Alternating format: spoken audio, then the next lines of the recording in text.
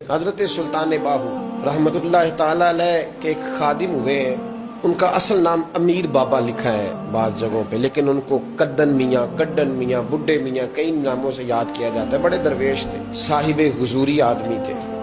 اکثر لوگ دم درود کرانے آتے تھے ان کے پاس. بزرگوں کے پاس لوگ آتے ہیں، اللہ کے بندے دعا کرتے ہیں تو اللہ خیر فرما دیتا ہے. آج کل کا زمانہ نہیں، اب تو دکانداری ہے نا، ٹوکن چلتے ہیں تو اللہ تعالیٰ خیر کرے. حالات بڑے عجیب و غریب ہیں. تو ان کے پاس لوگ آیا کرتے تھے دم کرانے. انہوں نے نا دور ایک برتن رکھا ہوا تھا، تو کوئی آدمی آتا تو تھوڑا سا اس میں نذرانہ ڈالتا. کہتا حضرت جی میرا یہ کام ہے، یہ کر دیں. وہ خلیفہ تھے حضرت سلطان باہو.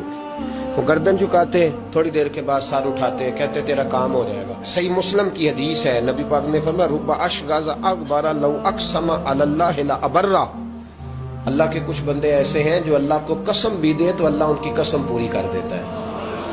ان کے کپڑے مٹی سے بھرے ہوتے ہیں، پر اللہ کو کہہ دیں تو اللہ کر دیتا ہے. حضرت سلطان باہو کے وہ خلیفہ کہتے ہو جائے گا تو ہو جاتا. پھر کوئی بندہ آ کے کہتا یہ نذرانہ ڈال دیا ہے تو کام گردن جھکاتے کہتے اپنے پیسے نکال کے لے جا، تیرا کام کوئی نہیں ہونا.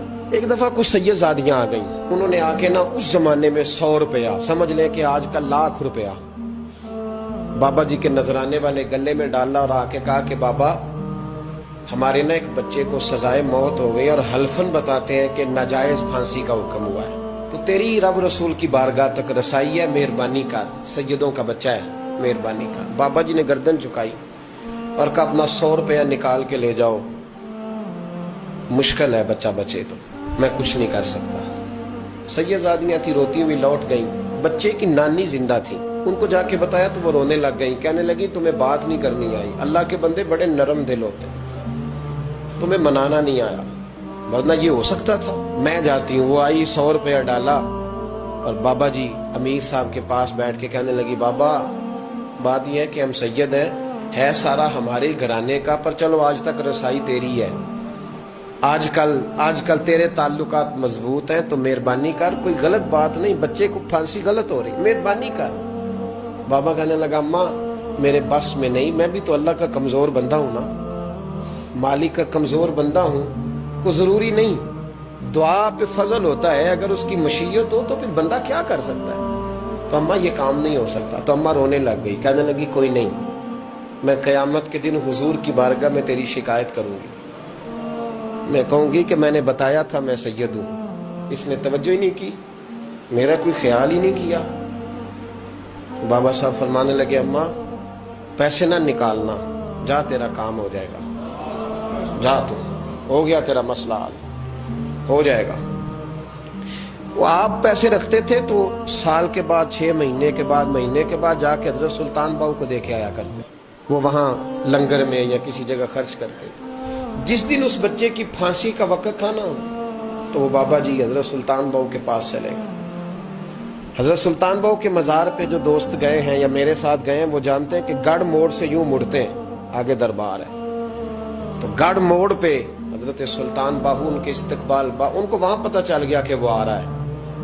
آئے دروازے گڑھ موڑ تک، مرید ساتھ تھے. تو حضرت سلطان باہو کہنے لگے یار تو نے اچھا نہیں کیا، اپنے خلیفے تو نے اچھا نہیں. کہنے لگے حضور چارہ کوئی نہیں تھا، سیدزادیاں آ گئی تھی، حضور کا خاندان تھا، میں کیا کرتا.